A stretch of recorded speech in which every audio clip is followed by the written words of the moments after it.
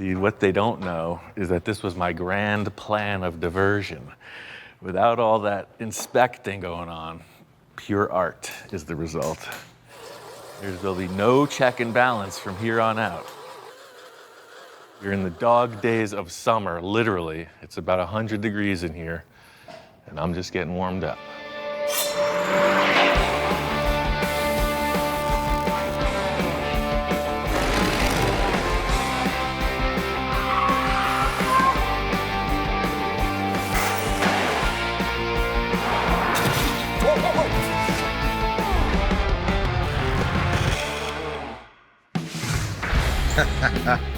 Yikes.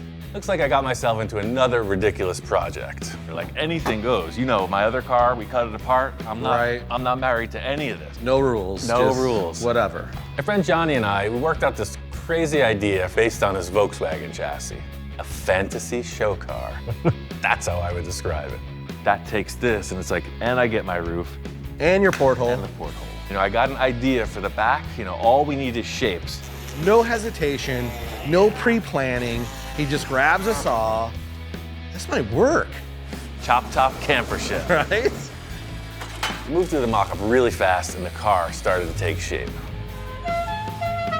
Holy Krakatoa. Then my friend Tom got involved and brought in this monster engine. This project just got put in the slingshot, and it's drawn and ready to fire. It's time to get freaking crazy on this. Well, there's a new kid in town, wouldn't you say? I thought it was about time to get Shop Inspector some companionship. I got another stray pit rescue. Her name's Angel, and I think she'll be the perfect companion for the inspector. They've been together for one day, and they're like old buddies. Dude's kind of a unique character. You know, he is the shop inspector. Not looking for anything more than a companion, you know. Maybe keep Mr. Face busy for a while I'm working. You saw that temper tantrum he threw with the, dare I say, roll bar? Needs to lighten it up a little. It's a fun shop. No more arguments. Just keep it on the level. You know, a little lady action in the room might help things out a little. So this car's progressing. You know, the bodywork, I'm just trucking right through it as I do. I pulled the engine out so I could finish off the back of this body, put in some MDF to stiffen it up a little bit, and blended this one in. So it's all screwed and glued. It's nice and strong. Got through the majority of the bodywork, and now it's on to the details, the aesthetics. Johnny's coming out in a few days to check the progress. There's a few key things that I want to get in place before he gets here. I want to get these side pods in action. Johnny's drawing shows some pretty cool details of these fins along the side. Key design point Johnny came up with was this fin action below the fenders. It's open for interpretation. You know, the main thing for me is to make it flow with the proportions of the car. So the outer face of the wheel width is represented in the thickness of these fins, and then it just tapers down to nothing. So a bunch of big wedge shapes. The biggest challenge in translating the drawing to the vehicle is truth versus fantasy. This car has certain proportions that, with any logic, cannot be altered. This is a mock-up. I'm just trying to get something established to work with. The reason for using these materials is that they're plentiful. I can go to the supply store and get way more. Once it's mocked up, assembled, they get coated in epoxy primer, maybe a little fiberglass on the back to rigidize it. You paint them with automotive paint, and that's the finished product. That panel on the bottom, all of a sudden it's in proportion. So you literally have this big block wedge with the fenders running through it. And now you're looking at this. And then the fender's just kind of jamming through it. That's good.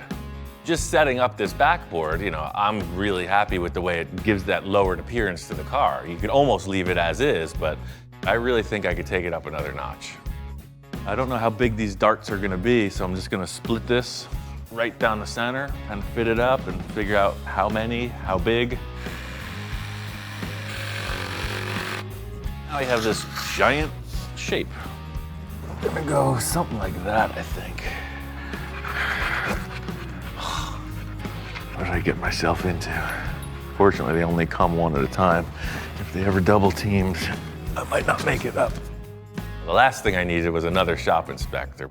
You know, 2 shop inspectors, I'm kind of outnumbered at this point, you know. I'm 6'2", hand of authority, and now It got double teamed on me, so we'll see how this develops. This is pretty much what I was thinking, a series of these going up the line. Yeah, I think we're just gonna have 4 ribs because that's what this is dictating. I've seen this kind of style on some sports cars, you know, 80s Ferraris, some other weird concepts, but you know, I'm going for my own vibe on it. It's like, oh, okay, that makes me think of this, but it's unique. I see some issue here. From here, these are perfectly parallel, but when you're standing up looking at it, they're perfectly unparallel. In the first layout, you know, it looked kind of like Venetian blinds, just lines stacked. I wanted it more like a, you know, a fan, oriental fan, little flare. I'm trying to find that sweet spot, as with everything. The thing about this is the perspective of the lines has to be measured by how it feels, how the whole car flows. You know, you cannot put a formula on it. Yeah. So that's what I was looking for. You see, that upper one flows with the fender line. Getting these fins primered like the rest of the car would really help to finalize this aspect. I gotta get the thing grayed out, then it all looks the same. My next step is to envision. Thought you were on supply duty. It's your first day here. We're gonna have to run through a couple quick parameters. Primer cabinet is always full. This one is empty. Take note of it, check the serial number. I want a case by tomorrow morning. There is a certain etiquette in this workshop, as loose as it seems. Bottom line is if you want to eat, you gotta work. I really like this, you know, I'm gonna make a couple other enhancements, both to the interior and to the rear end. That's a big issue. Just like with the sides, filled it in, I'm gonna do something in the back, off to the races.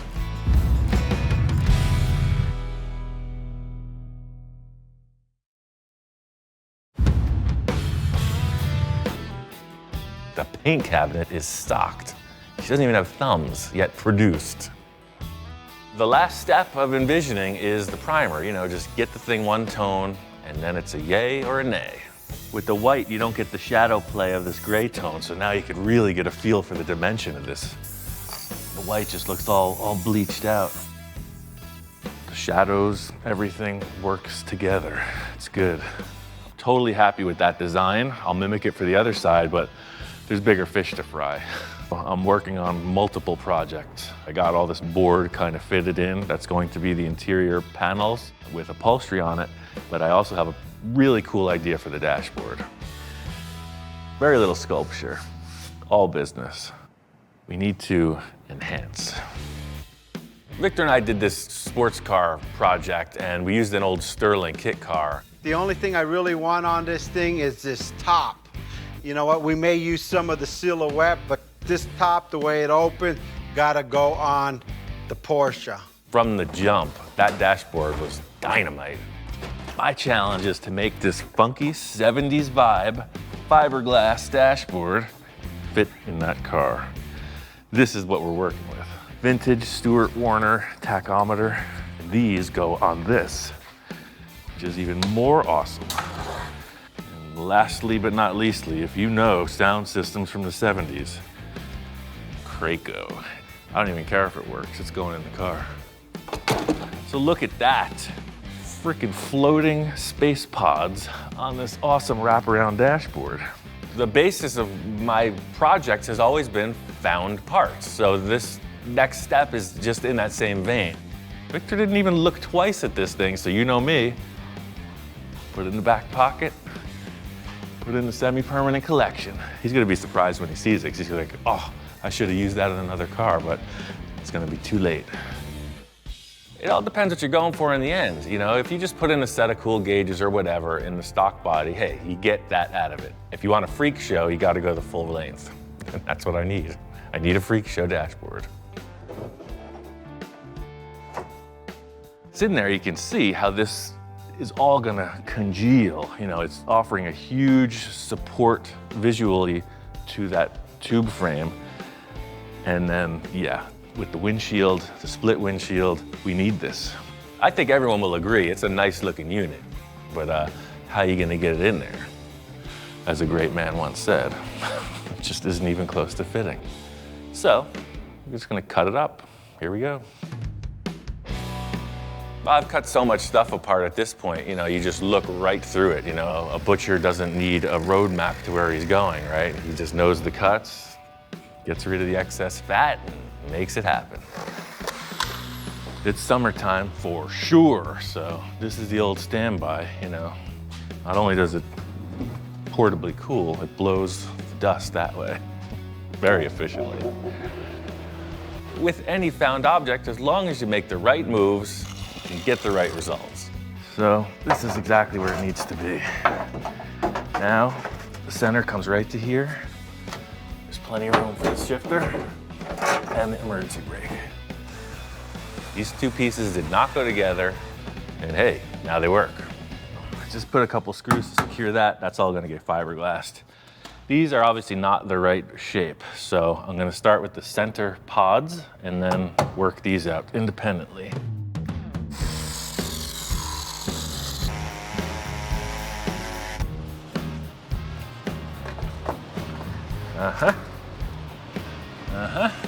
So you can see with a few minor pieces trimmed off, the Sterling dashboard is a perfect fit. Look at that. The success of having these three shapes fit in the car, okay, that's great. What's really gonna sell it is getting it all glassed and molded in so it looks like one piece. You know, all the center detail is retained looking like the Sterling, which is what I was looking for. Once it's all molded in together, it's really gonna sell it, but you know, when the inspectors start responding, you can see there's a little curiosity going on. I think we're on the right track.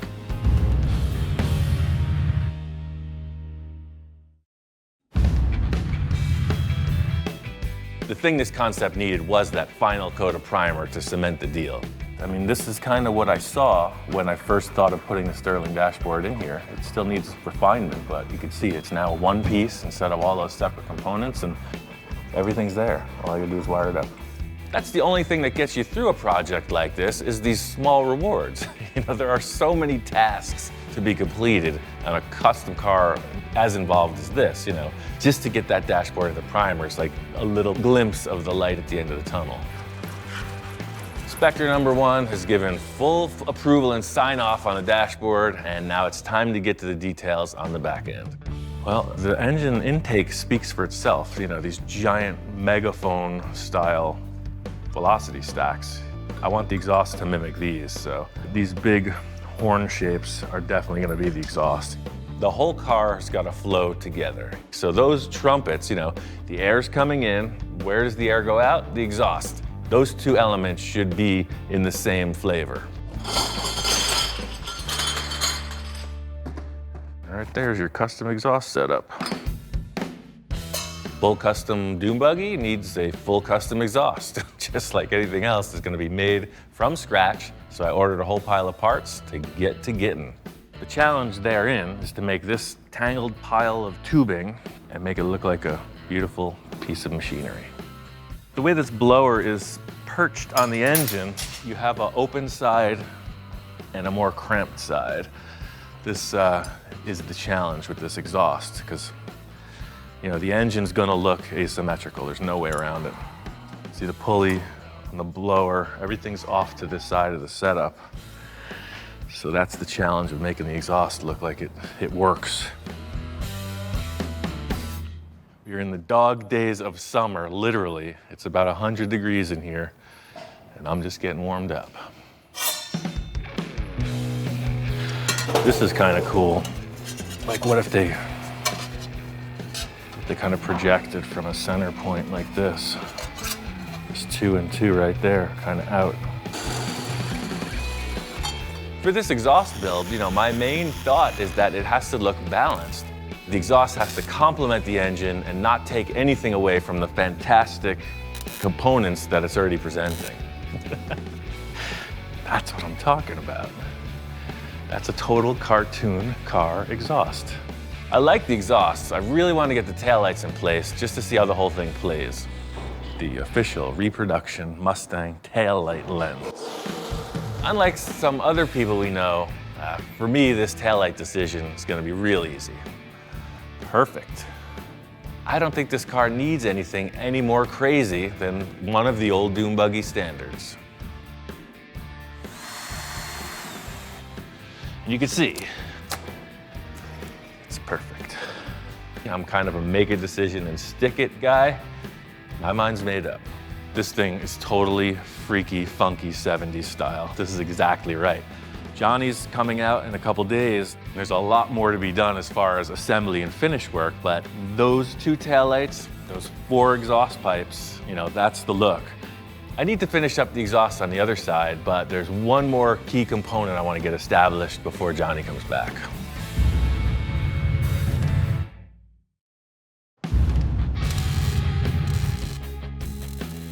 Duplicated the exhaust concept on the passenger side, did a bunch of finish welding, and now it's clearly represented. And there'll be some finish work just in, you know, finishing the welds, but that's the look. It came out really cool. Even though the sheet metal megaphones are uncharacteristic at the end, these end caps make it look like the laser gun. It's just a good effect. What it needed was that little center engine, you know, it looked like it was wearing a backpack. And now it's got freaking claws. Looks like it's gonna grab something if it backs up. This simple design was really effective in completing that bulked out rear end. The rear end is fitted out for sure. The one thing that's missing is this windshield. You know, this concept of the floating roof will really be cemented when you see the windshield mounted here and there's nothing attaching. In other words, no A-pillar attachment. First things first is these 3 pieces of authentic brass boat windshield. A lot of the hot rods you see, you know, Model A, T-buckets, that type of thing, they're using like a Halleck or Duval style windshield, and it's basically a 3-pillar window. This Chris Craft boat windshield looks just the same as that. I mean, if you just sat it here, it would be fine, but I don't like that. What I like is it for it to sit here, pointing at the roof, so that this is never touching.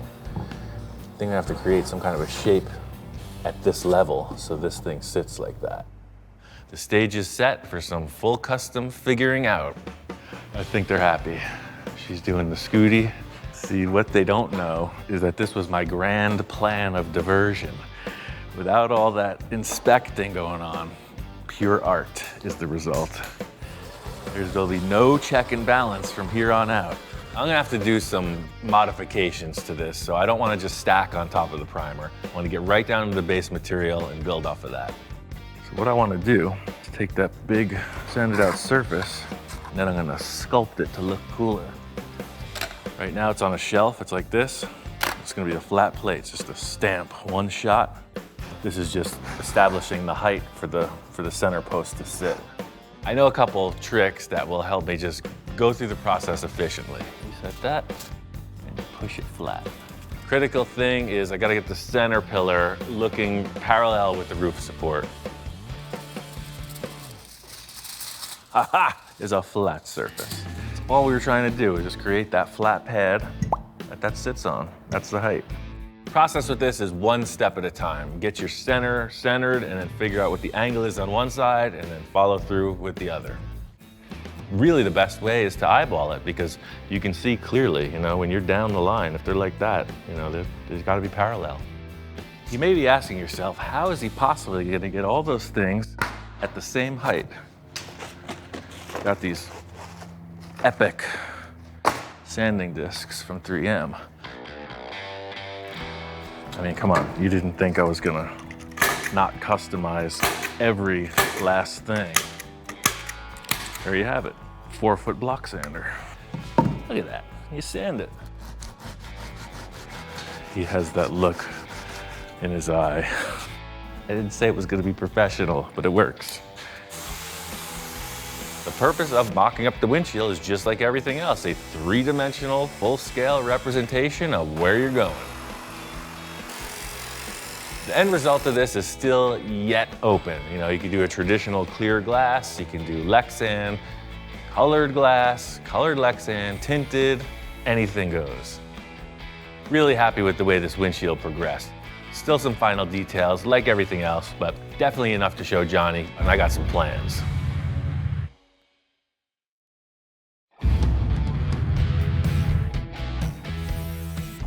Making good progress on the car, but as much as I like to stay confined in my own cell, the outside world is always calling.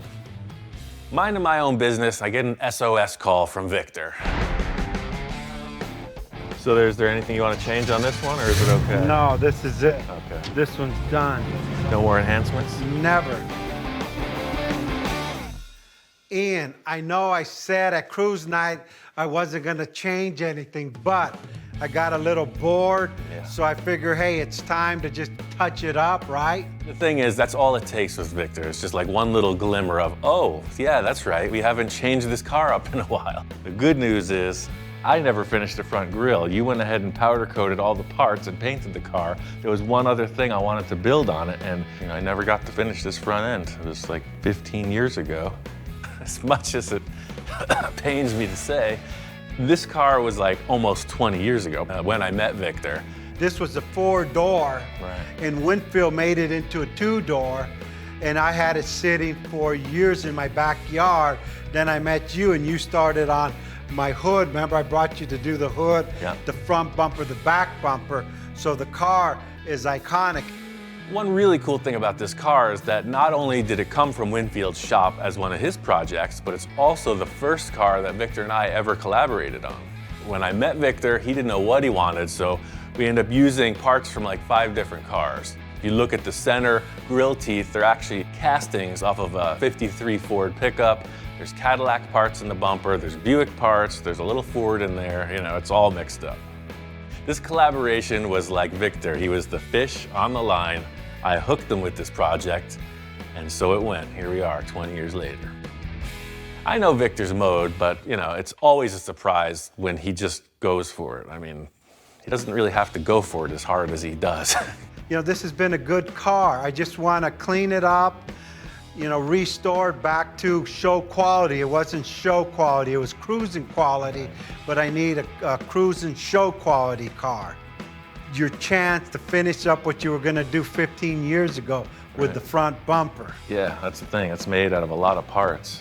First thing I would say I would like it to represent is sort of like the 50 or 51 Chevy, where it has that cool overrider above the grille set. This will be like a little pan that just brings it all together. So Victor was saying, I'm not really changing anything, I'm just freshening it up, New upholstery, new drivetrain, fresh new paint. Basically the same car, just betterer. And I love it because it's my daily driver. This was the funnest car that I own. The whole thing about this project is just to get it back in action. Victor's got a team of body guys, upholstery, the whole team's here. For me, it's just a matter of seeing the car back assembled and down the road. It's always nice to have a diversion. I got multiple projects going on. Johnny's on his way into town. I gotta get to it.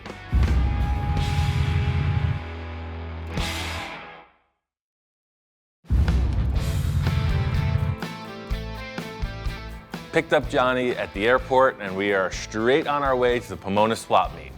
We're just about, not to the finish line of this project, but we're getting close. Not only does the swap meet have parts, it has cars, a full car show, so it is full sensory overload. Keep your eyes peeled. I want you alert, focused, ready to make a deal. Sweet. Nothing's better than you get back into town and immediately Ian's like, dude, let's go to Pomona. It's like the mecca for finding like really good parts for different stuff. Like if you got a project that you're building, like Pomona's the place you want to go. Still a few elements to flesh out on the car, so it is like a part search as well as inspiration day, The whole thing is just keep an open mind. We never know what we're gonna come up on. Look at this vent. Oh, wow. Oh, wait a second, that's paint work. That's not, tell me you didn't think that was a true custom body scoop. That look real. Like I did the little vents on the back of the Johnny 5, They just took it to the next level. I mean, I was ready to put my finger in there and see how it was made. It's really good. Yeah, it totally looked 3-dimensional. Yeah. So I mean, an element like that on our little speed buggy, for sure, would be pretty trippy. And Ian's like, let's see if we can find some cool stuff for the project. Anything goes. Those are some sand front tires. I like that look. Yeah, check these out, dude. I mean, that's the race car look for sure. And look how low the front end could be with those little fronts. Johnny's always drawing the cartoon proportions, so to get a tire as big as his drawings show, it's a challenge, So we come up on these drag racing slicks. They definitely got a cool look to them. Maybe, maybe not. So here's some big fatties. I mean, those are paddles. That's for the sand, but they might have something else. The great thing about being immersed in this massive swap meet is you have tons of different things to compare. Like this size here, look at this one. $35. not really the flavor. They look good. I just wish those back ones were bigger. When it comes to tire size, you know, wider, taller, anything that just makes it look more cartoony. Yeah, there's some fatter tires. I mean, that'd be some pretty good meats right there. But then that style is almost like what we have. Oh man. Walking through, I come upon this wider style of sort of the same turbine rim, and they're much bigger. I bought them for a VW kit car, but they don't make the adapter for that wheel. Oh. So Is that doable? I ain't scared. That's what we need right there. Yeah, pretty much. Here, hold it. Take Yeah. ownership. Well, it's like, yeah, give the guy the puppy, right? Yeah. Falls in love with it. Yo, they are 15 by 10, says right on it. This is a step in the cartoon direction. So Pay that guy. awesome. This is kind of ideal scenario. The guy's saying, I absolutely can't use them, and I know I can modify to make them fit. Ian's the master of the deal. They were a larger size, like turbine look that we already kind of have on the car. I think it's going to look even better. Off the plane for 5 minutes, it already cost me $50. Let's go stash these in the truck and get back to shopping. Another thing I need is a new hat, so there's usually a regular person here. Like everyone's got one. I know, everybody's got one. Somebody's selling them for sure. So I just walk up to him and go, Ian? Oh, wait, you're not Ian. You're not Ian. One of the coolest parts of being here at Pomona is, people recognizing Ian from the show, which is really cool. And just seeing him interact with the people who really are excited about what he does. And everybody was really encouraging. Hey man, we can't wait to see what you're building next. Oh, look at this high roof. Look at that thing. That's the Yes. real toaster. Yeah. That's the full loaf of bread. Walking around the car show, there are tons of different cars here, and hopefully you can get some inspiration for the paint. We're walking down, there's a line of 64 Impala, Fleetwoods, long Cadillacs, old cars, 40s cars, the Mexican bombs that were just chrome for days, and just, you can only imagine how much they cost to get them to the point that they are. Like one after the other, just really well done paint job cars. I think we're entering the lowrider section. Lowriders are a great paint inspiration because that's one of their primary features is the bodywork guys and the painters just show off their stuff. Dude, so this guy's got all the action going on. I mean, look at the weird tape lines and the fades and everything like that. The main thing about these paint jobs, from my standpoint, is when somebody looks at it, they go, that is an incredible amount of work. You can really see the labor of love that this project has been.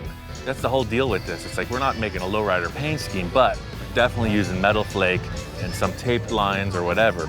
What I'm looking for specifically is the one thing I hadn't considered. You're always looking for that one unique aspect. The thing I'm responding to is like the simple tape lines, the readable, predictable ones can grow into a really elaborate paint scheme. That's classy. Hell yeah, man. Look at the hard root beer to yellow fade. I mean, just a two-tone, blue and white. Yeah, see, dude, turquoise and white. that works. Yeah.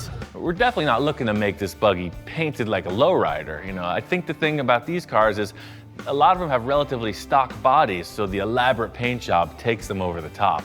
We're working with kind of the opposite aspect. Our body is totally customized, so to add a really wild, multi-dimensional paint scheme may take away from that. We got some new parts, we got a bunch of ideas. Let's get back to the shop and make it happen.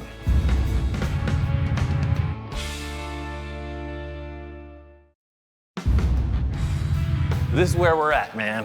Nice. It's a little bit different than it was last time. Wow, man. It's unbelievable. I walk in, and man, it looks really, really cool. Dude, look at the dash. That's that Sterling dashboard from the other supercar that Victor and I worked at. And this is so sick. Yeah, we didn't discuss that, that's right.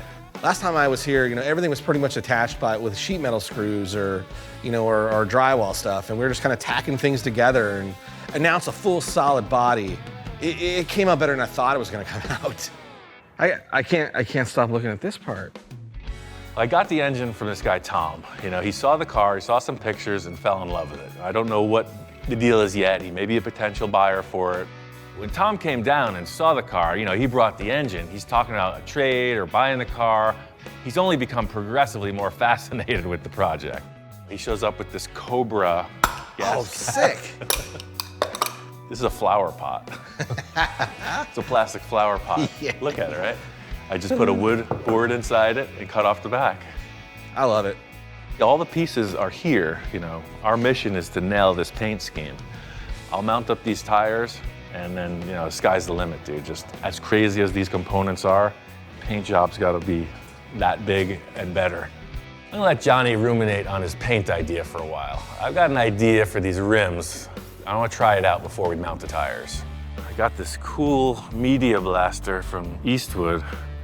I've been using it on everything. I got walnut shells in one side and then sand in the other. These rims are way cool, but I have an idea. I don't wanna make them look like fully polished, way too shiny. And I think if I just give the misting of the surface, these rims are gonna look frosted, and then I can detail out the highlights. So it's like you got your satin, and then as soon as the shine comes around, you start to get your blips. Yep. Yeah, I like that. So, any thoughts on that? Any thoughts on that paint scheme? It's been 5 minutes. I figured you'd have it worked out. Yeah, no. On the way to the shop, we picked up these new rear tires. They're 295 60-15s. It's got a 12-inch wide tread and about a 28-inch tall diameter. They're gonna be way cooler on this car. I can't wait to see what they look like. Before we can get these rims on the car, I gotta set up some wheel adapters. I have a pair, and I think I can do something to make them work. 5.5.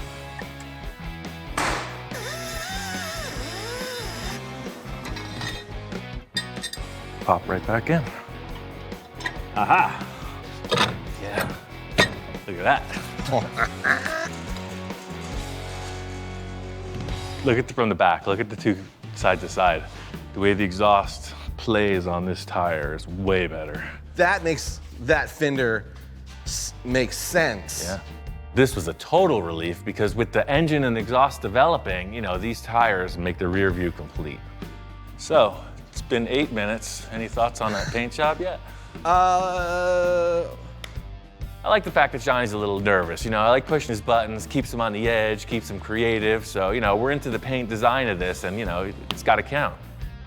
Yeah, so as I'm looking around the car, it started to worry me a little bit. You know, can I come up with something that's gonna work? Yeah. Johnny's feeling a little uneasy, but I'm confident. Everything's in place, all the elements are here. You got some great ideas. You're throwing down some great ideas. Let me get this thing into primer like right now, and tomorrow we are ready to rock. We'll start designing it. Okay. At this stage of the game, I'm feeling energized. You know, there was a big hurdle to jump to just get to this point. I mean, I've got a lot of ideas. I'm looking forward to see what Johnny comes up with.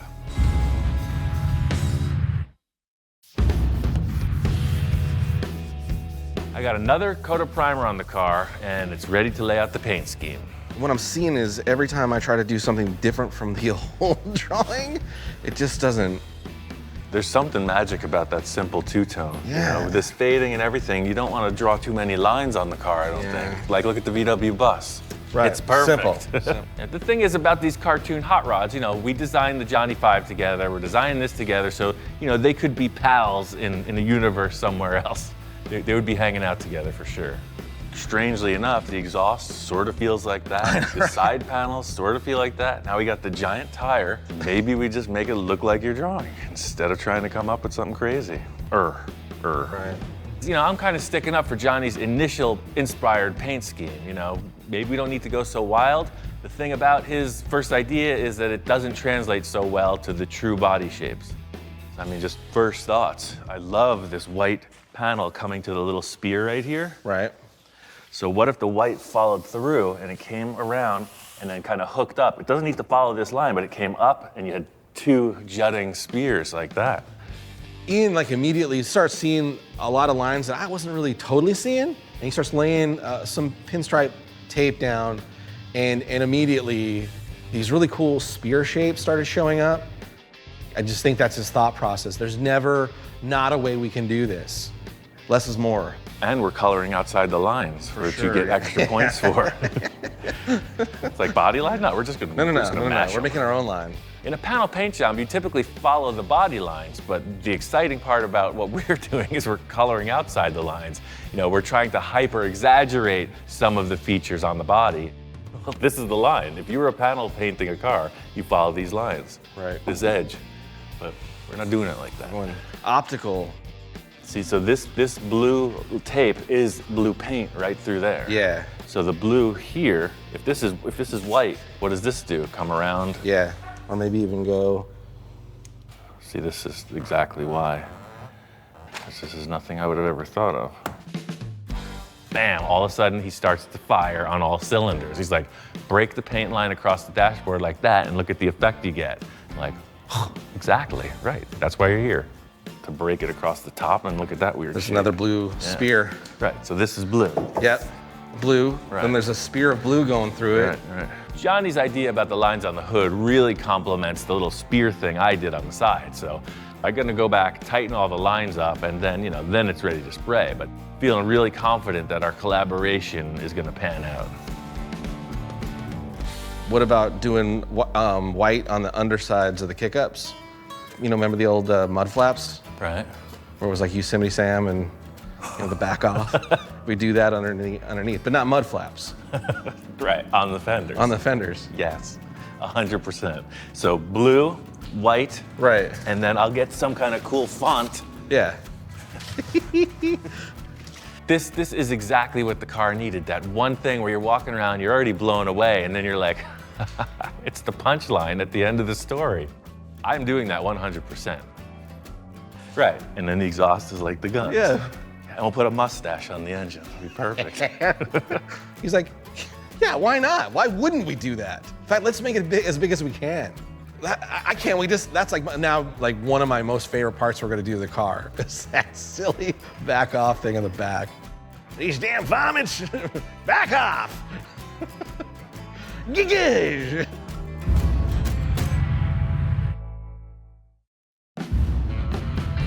Before Johnny leaves, I want to get this car basically where every design element is nailed. There's one last thing I want to show you, and that's the interior. Okay. I started making a couple panels out of this masonite, Right. but the missing link is that center console. See, now that it's not in the car, you really see that there's two separate pieces. Yeah, okay. So what I want to do is, just like you're drawing, I want to show two separate pods. I want that wall to continue right up to the back. That way, the driver and the passenger are never rubbing elbows. Okay. Ian's already got a really cool aesthetic inside the interior of the car, which is this really cool grab handle thing that kind of flows through the center of the car. And I'm like, let's just riff off that piece.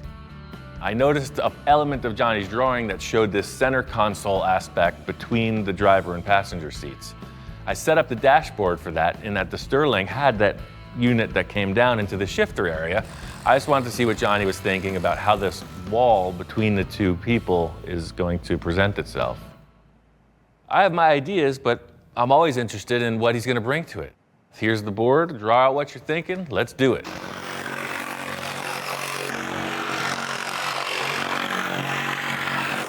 It's totally the shape I was thinking. I was reading your mind. I love it. Let's see how it looks. Dude, you're a freaking genius, man. That is the eye of an artist. Like, please tell me he's not gonna do that. I love all of Ian's over-the-top ideas, and I was like, I hope he's not serious about this one. Yeah, I don't think so. You always got to keep him guessing. He might have thought that I was serious about doing that, but that's why I left his line in place. All right, let's try the If that's your conservative. vision, I'm with it. If that's your vision. Let's try the conservative look. Oh, I see what you did there. Look at that. Whoosh. You got an eye for this, man. Yeah, so this tube will only grow out of the center console Right. right here, and that's hidden. You trace that, and I'll make another one.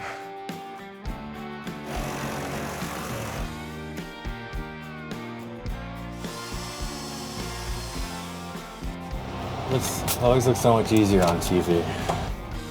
In the end, I want these upholstered, so once again, this is not only a mock-up, but it's the structure that will be upholstered. All right. That was the thing, I just wanted to have the look that we both agreed on. No, that's gonna work. Yeah, I want to show you one thing. You know those fiberglass seats we saw at the swap meet? Yeah. Well, I actually found a pair this morning. These are cool because they're vintage. You don't really see them with the white seat covers. These seats are the classic low-back dune buggy seats. We're going with a blue base coat. These had blue pinstripes sewn in them, so this will be the theme for the interior. And, I got a bunch of white vinyl, so I'm just gonna do it very simple, white vinyl interior. Now it really fills in that big cavity, you know? So see the center Oh, dude, that's console, as perfect. bulky as it looks, it's really not Wow, bulky. that's just right. Those fit just right in there too, right at the lips. So And you you're- have the pod of the dashboard, and then the seat back, Yeah. and then the little flipper fin on the roof. The driver has his controls and whatnot. The passenger's separated by a wall, and he's the DJ. He's got the stereo, and he's in his own chair. The good news is all of that crazy, hard, dirty work is behind us, and now it's on to the details. Yeah, so we step back, we look at the finished project, all the ideas that we've come together. Again, it's it's the next step of the mock-up. We've already mocked up once, now we're doing the final mock-up. It appears, whatever Ian's gonna do while I'm not here, it's gonna be next level coolness. So I wish I could imagine what it's gonna be like, but it's Ian Roussel. You never know. It's come a long way, baby. Now all that's left to do is everything. I can't wait to see it done. It's happening. Really appreciate Johnny being here. He always brings in a fresh element to the design. There's still a ton of work to do, but we've crossed the threshold. So we came in, we nailed the key elements we needed. All I could say is by the time this thing is finalized, there's a few more awesome surprises coming.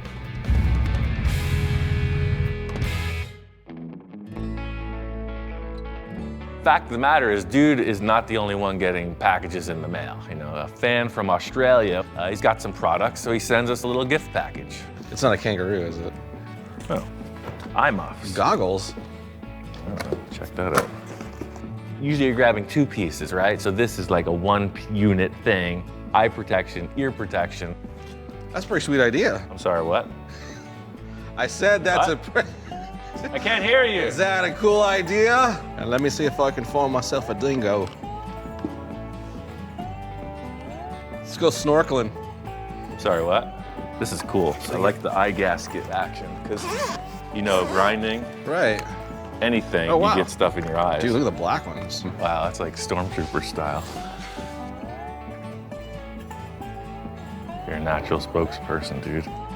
Yeah, it's a good thing I can read lips. Exactly. You wanna, what? Woo! There's a dingo that stole my baby.